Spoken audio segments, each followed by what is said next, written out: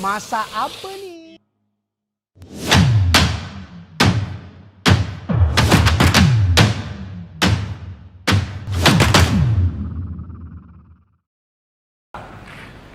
Assalamualaikum dan salam sejahtera. Apa khabar semua? Okey, terima kasih kerana kembali dengan kita punya rancangan Nak Masak Apa ni kan. So hari ni kita masih lagi akan share resipi-resipi terbaik daripada Mami Food Service, daripada saya sendiri, Chef Hazli dan Chef Datuk Ismail. Okey, tapi hari ni saya berseorangan. Kita akan buat inti murtabak dalam bulan-bulan Ramadan ni kan. Semua orang sibuk nak pergi bazar Ramadan untuk mencari juadah-juadah yang mereka minat tu, tapi apa kata kita cuba buat sendiri dekat rumah. Murtabak daging dengan menggunakan popiah skin. Sangat mudah, semua orang boleh buat. Okey, dengan syarat kita akan cuba menggunakan produk yang terulung daripada Mami Chef Rempah Ratus 4 Sekawan. Okey, so apa saya nak refresh balik Mami Chef Rempah 4 Sekawan ni. Hujan. Okey, tak apa, keep going. Okey, so Rempah Ratus 4 Sekawan ni sekarang ni dah ada di pasaran. Kita tahu kita ada macam-macam rempah di negara Malaysia kita ni. Kita ada rempah kari, rempah kurma, rempah sup, tapi semua rempah-rempah itu masih memerlukan 4 sekawan sebelum kita memulakan satu hidangan.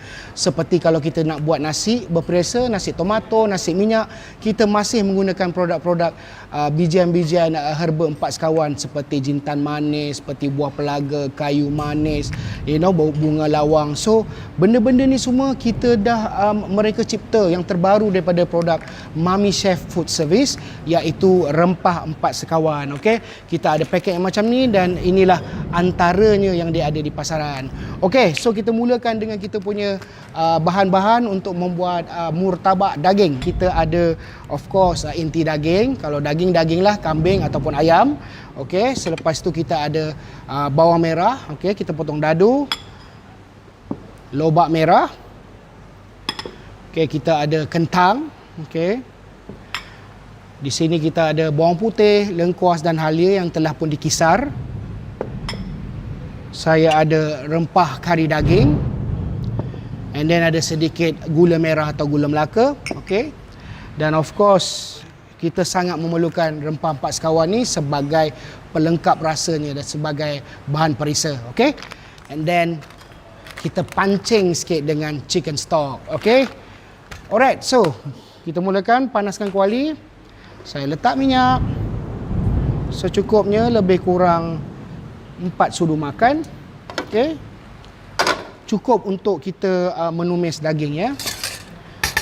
Okey, apa kata kita masukkan bawang dulu supaya kita dapat bau aroma bawang merah ni. Okey. And then 3 bahan yang telah dikisar iaitu halia, lengkuas dan bawang putih. Tumis.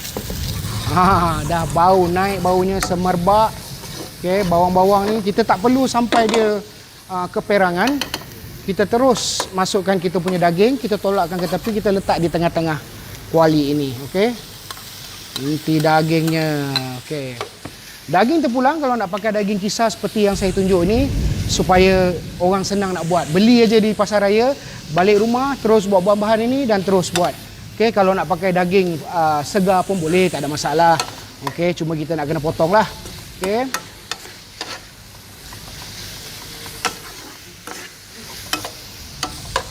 Okey, kita biarkan sementara dia sehingga dia agak-agak masak, daging masak dan garing sedikit.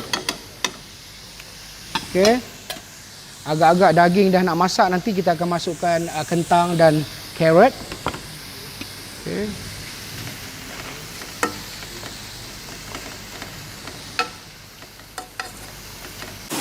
Agak-agak nampak punya daging tu dah agak-agak nak masak, belum lagi keperangan kalanya. Kita masukkan kentang supaya proses masak kentang dan carrot tu sekata dengan daging belum masak lagi. So kita masukkan sekarang seperti ini. Okay. Dan kita masukkan rempah kari, daun lagi. Okay. Kari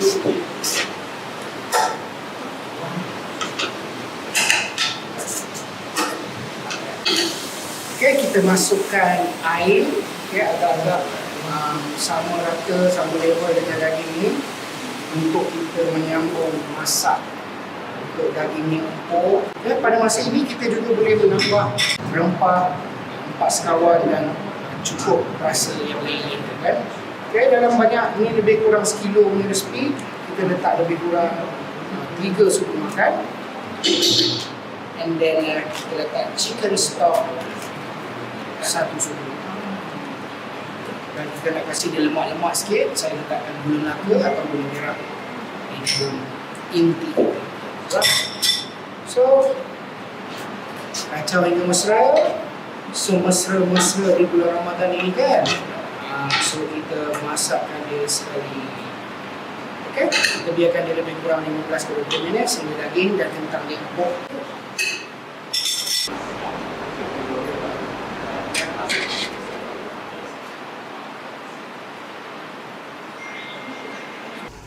Wow, agak-agak je dah siap dah ni. Tu dia bau dia, Allah semerbak. Satu dewan berbau ni Okey, so lihat airnya pun sudah kering, intinya agak-agak kering untuk murtabak kan. So kenalah ada kering-kering sikit. And then kentang dia pun kalau kita tekan ni pun dia akan hancur. So kentang ni yang akan menjadikan dia satu kanji dalam kita punya filling. Okey, orang kata starch tu kan. Okey, dan kita kacaukan dia. Okey, memang dia dah masak macam ni. Alright. Okey, kita biarkan dia set di tepi, biarkan dulu agak-agak sejuk. Okey, dan nanti kita akan lipatkan dia di dalam popiah, kulit popiah yang akan kita sediakan ni. Okey, anda-anda yang dekat rumah tu, kalau kata di rumah bila nak siapkan popiah sebelum kita buat murtabak ni, pastikan kita letak kain basah ataupun tisu basah sedemikian agar popiah dia tidak kering masa bila kita lipat nanti. Okey, so tunggu lepas ni, kita tunggu inti ni sejuk and then kita sambung balik. Alright? Okey, kita punya inti daging murtabak ni dah pun agak sejuk, masih berasap tapi tak ada masalah sebab nanti kita nak gaulkan dengan telur and then kita letak di dalam popiah skin kita ni nanti. Alright, so kita bolehlah ambilkan popiah skin ni.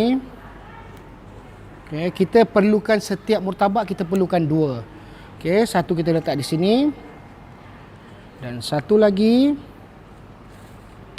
kita letak, tindihkan dia sebegini. Okay.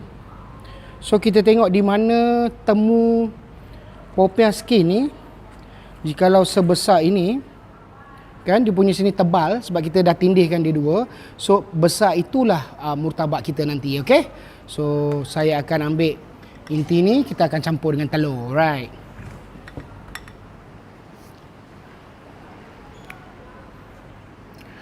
Okey, telur yang telah saya pukul. Okey. And then kita ambil inti ni, agak-agak ni lebih kurang 4 biji. And then inti ni dalam satu mangkuk. Kita tengok agak-agak. Kita letak setengah mangkuk dulu.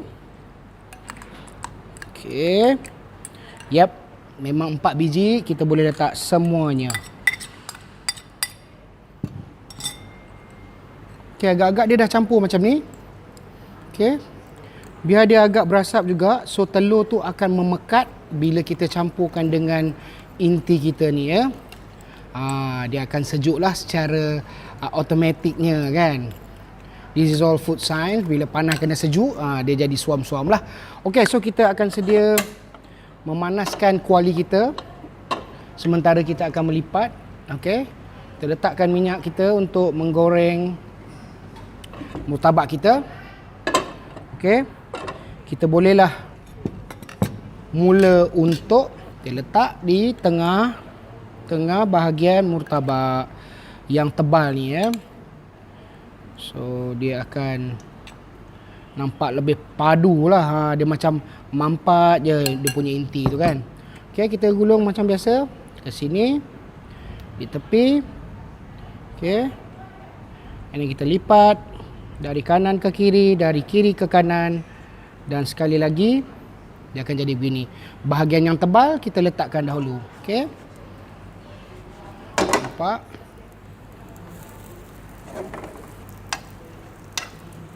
Kita terbalikkan, tengok. Nampak tu. Dia dah agak-agak keperangan macam tu kan. Dan kita buat masak di bahagian nipis dia pula. Okey.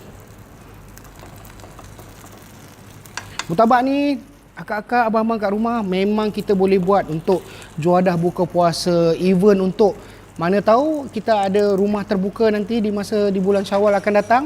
Okey, pun kita boleh buat siap-siap sebab murtabak ni tak semestinya dihidang panas-panas kan. Kita boleh je hidangkan dia agak suam-suam, okey. Kita bolehlah buat dia in advance kan, tak ada masalah. Sebab nanti bila kita nak hidang, abang akak kat rumah boleh siap potong separuh ataupun potongkan dia segitiga. Ya, ikut kreativiti masing-masing dan kita bolehlah hidang bersama kuah kari, dal, apa-apa saja kuah-kuah Melayu yang abang-abang kakak kat rumah boleh gunakan nanti, okey? So yang penting jangan lupa menggunakan rempah ratus 4 sekawan produk daripada Mami Chef Food Service, okey. Baik.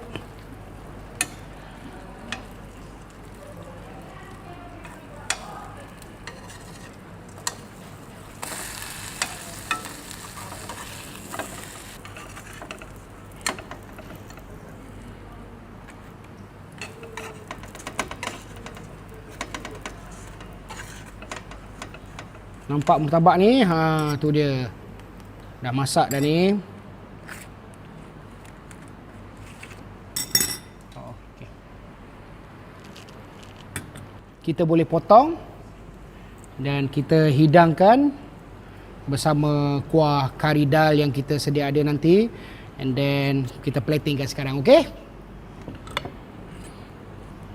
Okey, kakak abang di rumah, kita dah siap murtabak popiah skin kita, murtabak mini, dan semua orang boleh cuba kat rumah, okey? Kita jumpa lagi.